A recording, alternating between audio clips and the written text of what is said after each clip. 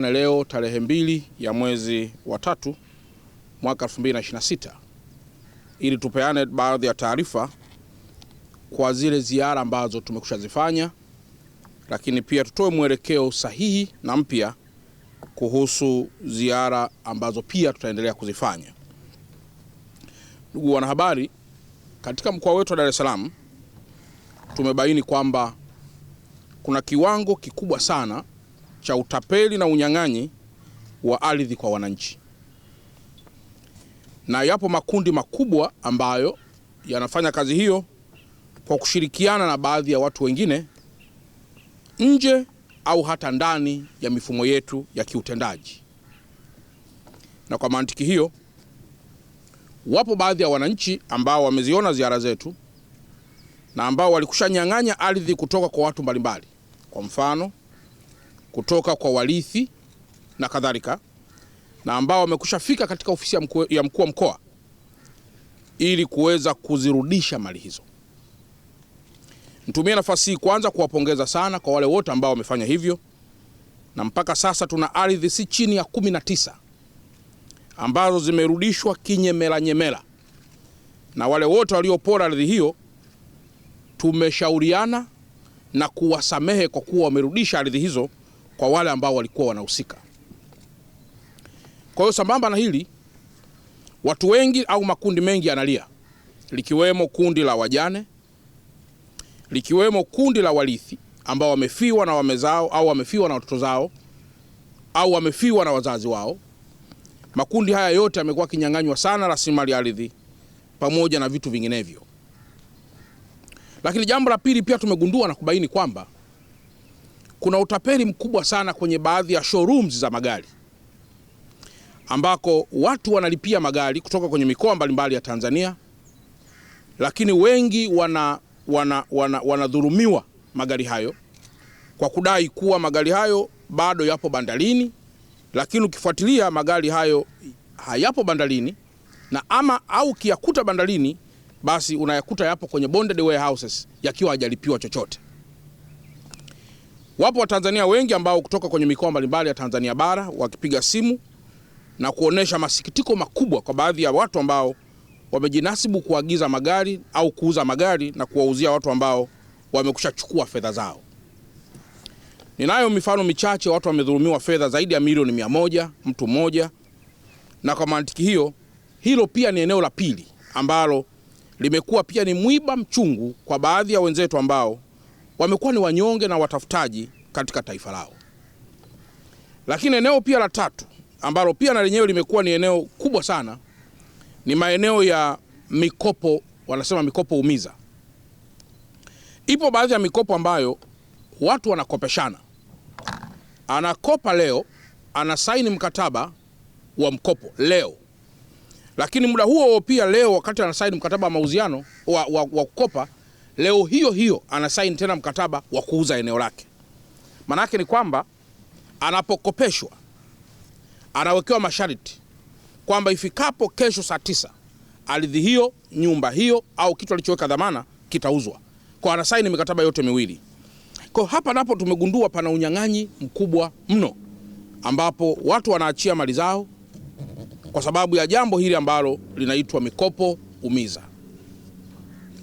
Lakini zaidi pia kuna maeneo mengineyo mtambuka. Maeneo mengineyo mtambuka ni maeneo mbalimbali ambayo Watanzania na hasa wa Dar es Salaam wanaumizwa nayo. Sasa ndugu zangu waandishi wa habari, ipo ziara ambayo tumekushaifanya hapa nyuma kidogo, na ambayo mojawapo ilikuwa ni nyumba ambayo ilikuwa ni ya urithi, lakini nyumba hiyo ambayo mama moja alinyang'anya, na sisi tulipo mnyang'anya nyumba hiyo, naye ameamua kwenda mahakamani kutushtaki. Nataka tu niwathibitishie kwamba riadha hii iko almost kama 2% hivi. Lazima tuhakikishe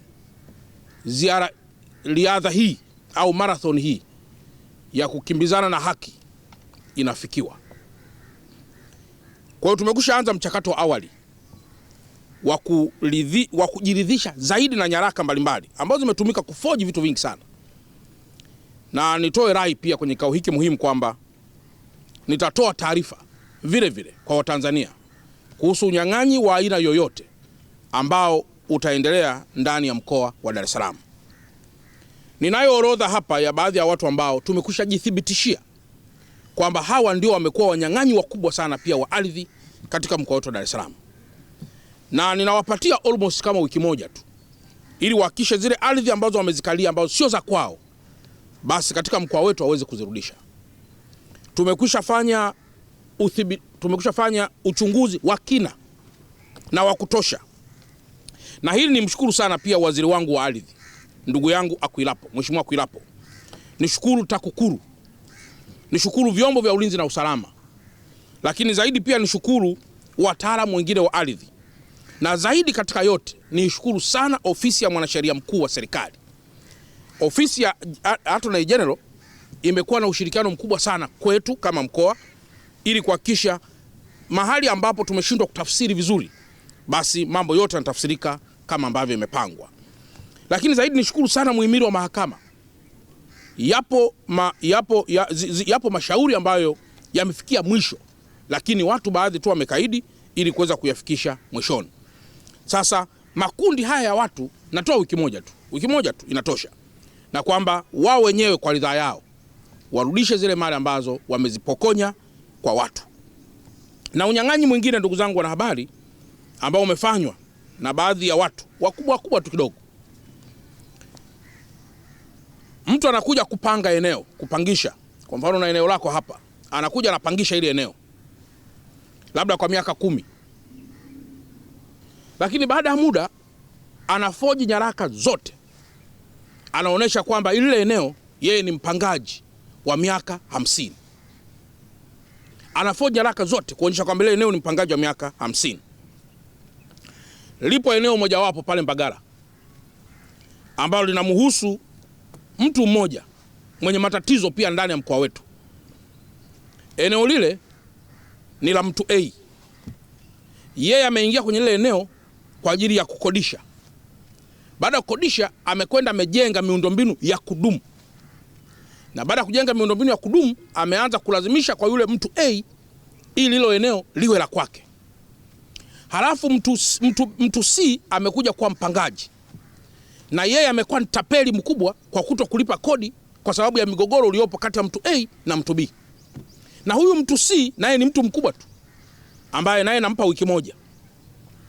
Asipo jitokeza ndani ya ofisi ya mkuu wa mkoa, kitakachofanyika, kwa sababu vitu vyote vipo smooth, vitu vyote vipo clear, atanyang'anywa na atachukuliwa hatua kali, moja ikiwa kumfungulia mashtaka ya kujipatia fedha kinyume na taratibu, na ambayo mwisho wa siku itakuwa ni mambo ya utakatishaji wa fedha. Hilo nalo ni eneo ambalo limekuwa ni mwiba mchungu sana. Na maeneo ambayo pia yanaongoza sana katika migogoro hii ni maeneo mbalimbali katika mkoa wetu wa Dar es Salaam. Kumekuwa kuna utapeli huo Kigamboni, kumekuwa kuna utapeli huo Kinondoni, kumekuwa kuna utapeli huo hapa Ilala na maeneo mengineyo. Kwa hiyo niendelee kutoa rai kwa Watanzania wote na hasa wana Dar es Salaam kwamba Dr. Samia Suluhu Hassan ametutuma tuje tuhakikishe tunaendelea kusimamia haki na kuitafsiri bila kuvunja sheria, ili yule ambaye anahitajika kupata haki hiyo aipate. Na kwa mantiki hiyo, leo tarehe 2 ya mwezi wa 3, mimi mwenyewe mkuu wa mkoa nitakuwa kwenye ofisi ya mkuu wa mkoa wa Dar es Salaam, kwenye ukumbi wa ofisi ya mkuu wa mkoa wa Dar es Salaam. Wale wote ambao wamekushalia kwa muda mrefu waje pale ofisini wafikishe nyaraka zao zote. Natoa wiki moja tu, kwa maana leo Jumatatu, mwisho siku ya Ijumaa, walete taarifa zao zote na ushahidi wao wote waniletee pale ofisini, kwa sababu tarehe 9 ya mwezi wa 3 naanza tena ziara ya mguu kwa mguu kwenda kukagua maeneo yote ambayo wananchi watakuwa wameyaleta kama sehemu ya kunithibitishia kwamba wameporwa, wamenyang'anywa, wamedhulumiwa. Maeneo kama haya, ndugu zangu, ya unyang'anyi Ninayo pia kesi moja hapa ambayo baba alifariki akiwa amemwacha mwanae katika umri mdogo, na alipofariki akiwa amemwacha mwanae katika umri mdogo, yule mtoto akachukuliwa na shangazi. Alipochukuliwa na shangazi, shangazi alichokifanya ni kwenda kubadilisha nyaraka za eneo la marehemu kaka yake katika umri huu ambao mwanae yule alikuwa bado mdogo.